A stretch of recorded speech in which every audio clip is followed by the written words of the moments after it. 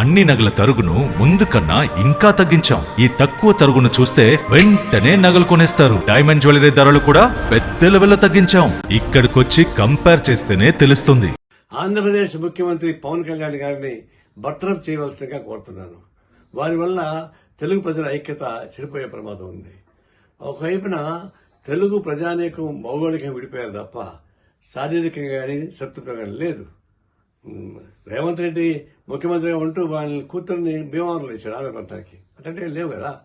ఆయన గతంలో Che Guevara dress వేసుకుని తిరిగాడు, విప్లవాది అనుకున్నాడు, మంచిది. ఆడేసి మారాడు. మరి ఇప్పుడు సావర్కర్ శిష్యుగా మారాడు.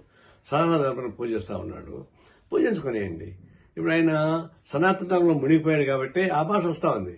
ఇది దిష్టి తగిలింది అని చెప్పేసి మాట వస్తుంది. అది సనాతన ధర్మం నమ్మేవాళ్ళు అట్లా మాట్లాడుతూ ఉంటారు.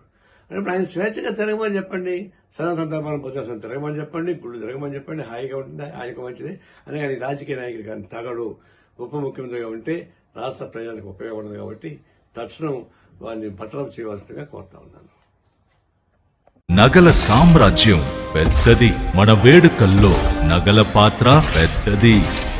నగల్లో మన సంప్రదాయం అది పెద్దది. అదే విధంగా నగలు కొనేటప్పుడు మీ సేవింగ్స్ కూడా ఇకపై పెద్దగా ఉంటుంది. అన్ని నగల తరుగును ముందు కన్నా ఇంకా తగ్గించాం. ఈ తక్కువ తరుగును చూస్తే వెంటనే నగలు కొనేస్తారు. డైమండ్ జ్యువెలరీ ధరలు కూడా పెద్ద లెవెల్లో తగ్గించాం. ఇకపై అందరూ డైమండ్ జ్యువెలరీ కొనుక్కోవచ్చు. ఏ ఆఫర్లోనూ పక్కదారి పట్టకండి.